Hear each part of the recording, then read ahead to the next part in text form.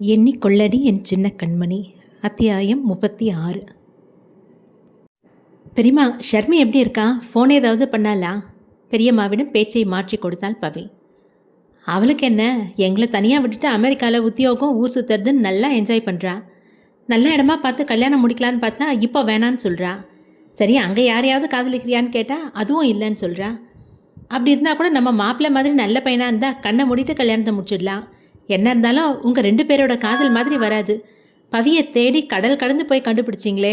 ஷர்மி என்கிட்ட எல்லாத்தையுமே சொன்னா, நீங்கள் பவிக்காக அமெரிக்கா போனது பற்றி. இவர் என்னென்னமோ கூற எதுவும் நினைவில் இல்லாத வருணுக்கு பெரும் குழப்பமானது. தலையை பிடித்து கொண்டான்.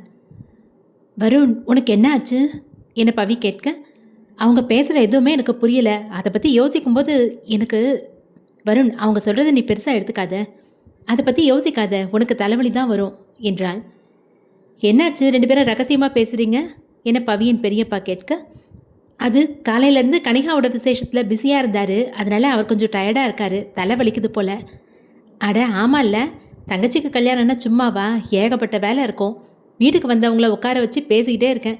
மாப்பிள்ளை குடிக்க ஜூஸ் கொடு, அவர் கொஞ்ச நேரம் போய் ரெஸ்ட் எடுக்கட்டும் என்றார் காமாட்சி.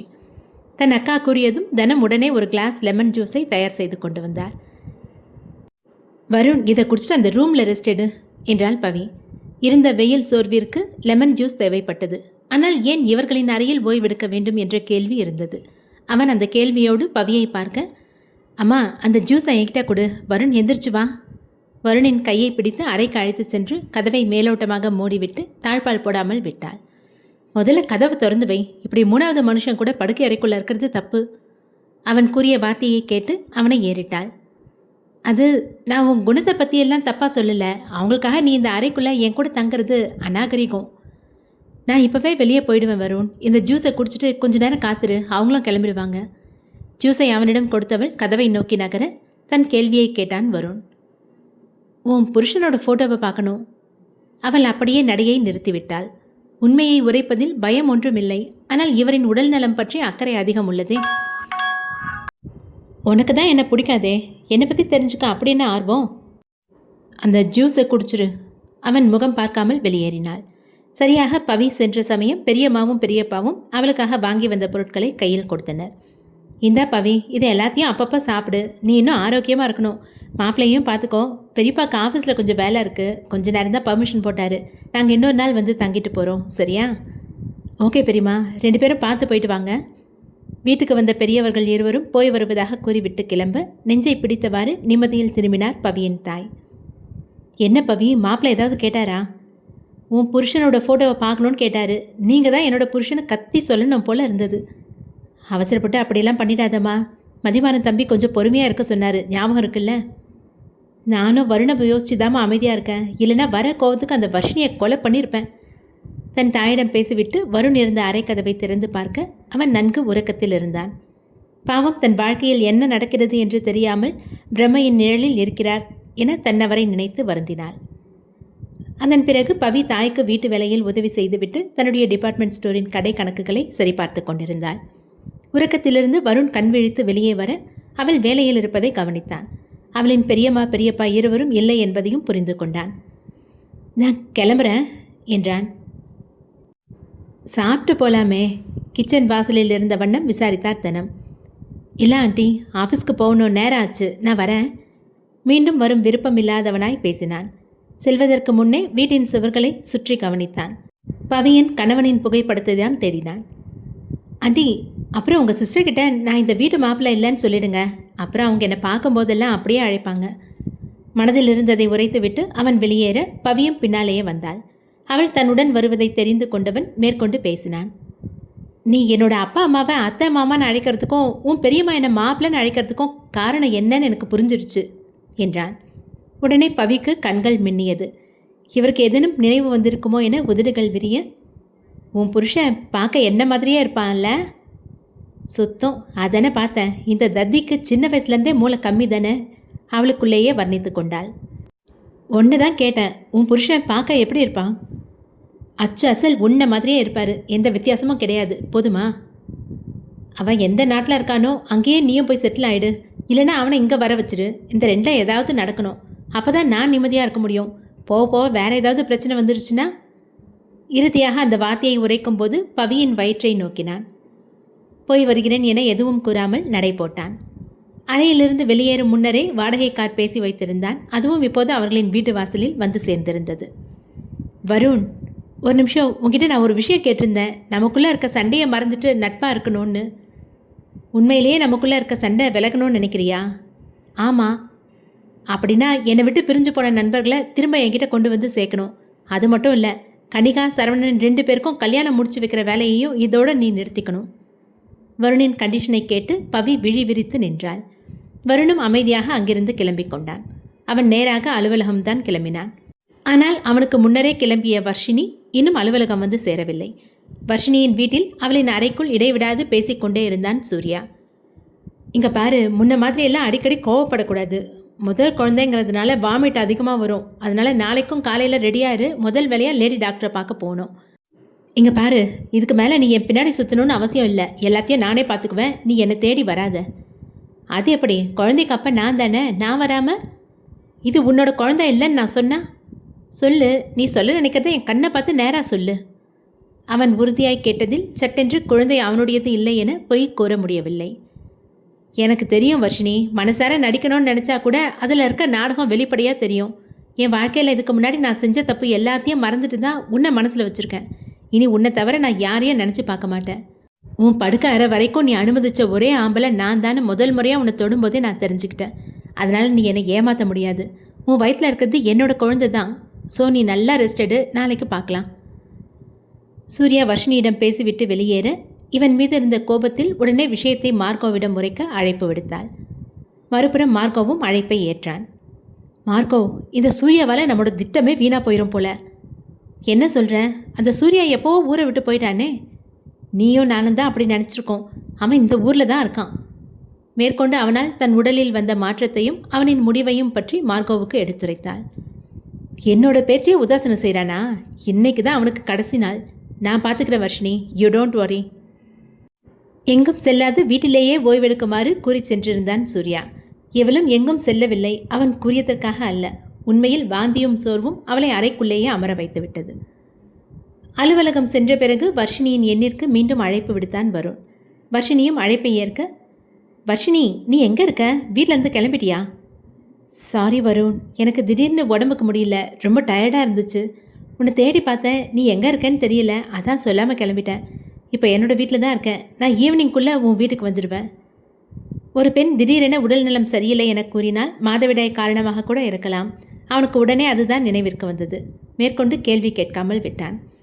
சரி, நீ பார்த்து ரெஸ்ட் எடு, நான் வேலையை கவனிச்சுக்கிறேன். விசேஷத்திற்கு பிறகு அலுவலக வேலைகளை துவங்கியதால் வேலை அதிகம் இருந்தது. மதிய உணவு இடைவேளைக்கு கூட நேரமில்லாது வேலை செய்தனர். இரவு 9 மணி நெருங்கியிருக்க பிரதாப், ராஜேஷ், சாண்டி மூவரும் வீட்டிற்கு கிளம்ப முடிவு கொண்டனர். அவர்கள் கேபினை விட்டு வெளியே வந்த சமயம்தான் வருணும் வெளியேறினான். இன்றைக்கி நம்ம எல்லாருக்குமே வேலை அதிகம் இல்லை என வருண் கூற காதில் கேட்டும் கேட்காதது போல் கடந்து சென்றான் பிரதாப். வருண் பிரதாப்பையே பார்த்தவாறு நிற்க ராஜேஷும் சாண்டியும் பின்தொடர்ந்து வெளியே வந்தனர். நீங்களாவது என்கிட்ட பேசுங்கடா. அவர்களும் பிடி கொடுக்காமல் வெளியேறினர். வருணிடம் பழகினால் மருத்துவ முறையால் மேலும் அவனை துன்புறுத்துவேன் என எச்சரித்திருந்தாள் வர்ஷினி. அதற்கு அஞ்சிதான் அமைதியாக சென்றனர். ஆனால் பவியால் தான் தன் நண்பர்கள் விலகி செல்கின்றனர் என நம்பினான் வருண். இதற்கு காரணமான பவியின் மீது கோபம் அதிகம் வந்தது வருணுக்கு. இந்த லட்சணத்தில் என் கூட ஃப்ரெண்டாக வேற இருக்கணுமா அவளுக்கு? விலகி இருந்ததுக்கே என் பாதி உசுறு எடுத்துட்டான். வருண் மனதிற்குள்ளேயே பவியை திட்டிக் கொண்டான். நண்பர்களின் காரும் வெளியேற வருண் அலுவலகத்தில் இருந்த தன்னுடைய காரில் இல்லம் திரும்பினான். பாவண்டா வருண், அவன் இப்படி ஏங்கிறத பார்க்கும்போது கஷ்டமாக இருக்குது. ஆமாம் சாண்டி, எனக்கும் தான். ஆனால் அவனோட ஆரோக்கியம் நமக்கு ரொம்ப முக்கியம். அந்த வர்ஷினி வருணை காதலிக்கிறேன்னு சொல்கிறா. ஆனாலும் அவனை கஷ்டப்படுத்தியாவது தன் காதலை அடைய நினைக்கிறா. என்ன கர்மமோ. ராஜேஷ், அவளோட செயலை காதல்னு சொல்லாத. எந்த காதலும் தன்னோட துணையை இப்படி துன்புறுத்தாது. சாண்டி பேசி கொண்டிருந்த சமயம் காரை ஓட்டி கொண்டிருந்த பிரதாப் பிரேக் போட்டு நிறுத்தினான். என்னடாச்சு, இப்படி டயர் தேயிற அளவுக்கு சடன் பிரேக் போடுற? வண்டியின் முன் சீட்டில் அமர்ந்திருந்த சாண்டி மூக்கில் இடித்து கொண்ட வேதனையில் தேய்த்தவாறே கேட்டான். அங்கே பாருங்க. பிரதாப் எதை காட்டுகிறான் என ராஜேஷ், சாண்டி இருவரும் சாலையோரம் இருந்த சிறுவர் பூங்காவை நோக்கினர். ஆள் இல்லாத சாலை, மனித நடமாட்டம் குறைவான சமயம் இது. இரும்பு கம்பிகளால் மட்டுமே ஓரளவு உயரத்திற்கு பாதுகாப்பு சுவர் எழுப்பியவாறு இருந்த பூங்காவினுள் சில அடியாட்கள் யாரோ ஒரு நபரை அடித்து கொண்டிருந்தனர். யாருடா இவனுங்க, ஒருத்தனை போட்டு இத்தனை பேர் அடிக்கிறாங்க? சாண்டி பேசியவாறு கவனித்தான். பதிலுக்கு அடி வாங்குபவனும் வெளுத்தான். பரவாயில்லடா, அடி வாங்குறவனும் ஒன்றும் குறைவில்லை, நல்லா தான் திருப்பி அடிக்கிறான். அந்த பார்க்குக்குள்ளே இருக்கிறது யாருன்னு உங்களுக்கு தெரியலையாடா? பிரதாப் கேட்டதும் நண்பர்கள் இருவரும் உற்று நோக்கினர். அட, அது நம்ம வருண். சாண்டி உடனே உதவி செய்ய நினைத்து கார் கதவை திறந்தான். ஆனால் பாதியில் யோசனை வந்தது. வருண் இப்போ தானே அந்த ரூட்டில் வீட்டுக்கு போனா, அதுக்குள்ளே இந்த பக்கம் எப்படி வந்தான்? நீ கேட்குறது சரிதான் சாண்டி, இது நம்ம வருண் இல்லை, நம்ம குடும்பத்தை பிரிக்க வந்த சூர்யா என்றான் பிரதாப். அந்த கேடியா, நல்லா அடி வாங்கட்டும். இந்த முறை எவன்கிட்ட வம்பு இழுத்து ஃப்ராட் தானே செஞ்சானோ, எனக்கும் அவனை கொல்ற அளவுக்கு கோபம் இருக்குது. அதை யார் பண்ணா என்ன? எனக்கும் தாண்டா, பணத்துக்காக பாசத்தை பிரிச்சுட்டான். கடைசியில் தனக்கு வேலை கொடுத்த வர்ஷினியவே இவன் ஏமாத்துட்டான். நீ கார் எடு பிரதாப், நாம் போகலாம், அவன் சாவட்டும் என ராஜேஷ் கூற பிரதாப்பிற்கு மனமில்லைதான். ஆனால் தன் நண்பர்கள் உரைத்ததால் காரை எடுத்தான். மறுபுறம் பார்க்கினுள் சண்டையிட்டு கொண்டிருந்தான் சூர்யா. தன்னை அடிக்க வந்தவர்களை திருப்பி அடிப்பதும் அடியை வாங்குவதுமாய் சோர்வடைந்தான். யார் அவங்கள அனுப்புனது? தன் கையில் சிக்கியவனின் முகத்தை ஓங்கி குத்தியவாறு கேட்டான் சூர்யா. அதுக்குள்ளே சாகிறதுக்கு அவ்வளோ அவசரமாடா உனக்கு? கிண்டலாய் கேட்டவாறு விலகி நின்றிருந்த அடியால் தன் மற்ற நண்பனை பார்த்து ரகசியமாய் கண் செய்கை காட்ட பின்பக்கமாய் வந்து கயிற்றினால் சூர்யாவின் கைகளை உடலோடு சேர்த்து கட்டினான். பிறகு அவனிடம் அடி வாங்கியவர்கள் வெறியோடு திருப்பி கொடுத்தனர். கன்னங்கள் சிவக்க ஓரமாய் உதறு கிழிந்து ரத்தம் கொட்டியது சூர்யாவுக்கு. அவனை மண்டியிடவும் வைத்தனர். பிறகு தங்களுக்கு வேலை கொடுத்த பாஸிற்கு அழைப்பு விடுத்தனர்.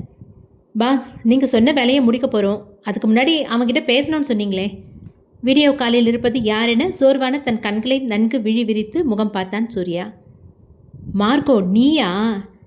அந்த வீடியோ காலில் மார்கோவும் வர்ஷினியும் இருந்தனர். என்ன வர்ஷினி, இப்போ சந்தோஷமா? அவன் கதை முடிய போகுது. ரொம்ப சந்தோஷம் மார்கோ, அவன் கதையை முடிச்சுட்டே நீ கால் பண்ணியிருக்கலாம்.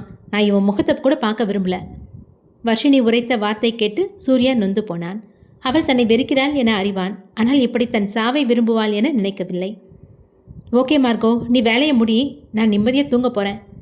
வர்ஷினி அழைப்பை துண்டித்து கொள்ள வீடியோவில் மார்கோ மட்டும் தெரிந்தான். உனக்காக எவ்வளோ பெரிய வேலையை முடிச்சு கொடுத்துருக்கேன், கடைசியில் என்னையே கொலை செய்ய பார்க்குறல்ல? நீ அந்த அளவுக்கு விசுவாசினா இன்னும் ஏன்டா இந்த ஊரில் இருக்க? நீ எப்போ என் பேச்சை கேட்கலையோ அப்போவே நீ எனக்கு தேவையில்லை. விஸ்வாசியா? இந்த சூர்யா யார்கிட்டையும் கை கட்டி வேலை பார்த்ததும் இல்லை, எனக்கு முதலாளியும் யாரும் இல்லை. நீ தான் என்கிட்ட உதவி கேட்டு கையேந்தின, மறந்துட்டியா? உன் கொழுப்புக்கு ஏற்ற பரிசு கிடைக்கும். டேய், கத்தியால் அவனோட வயிற்றை கிழிச்சிடுங்க. அவனோட குடல் வெளியே செதறி இருக்கணும். இவனோட பணத்தை தூக்க கூட யாரும் வரக்கூடாது.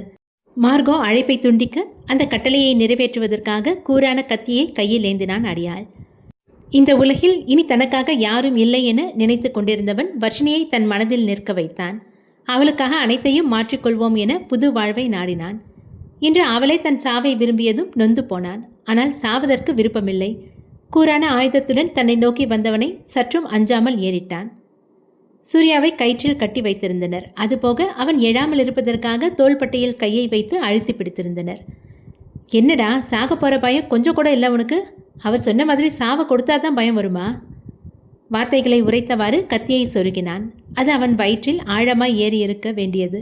அப்போது கத்தியை தடுத்து பிடித்தது பிரதாப்பின் கரங்கள்.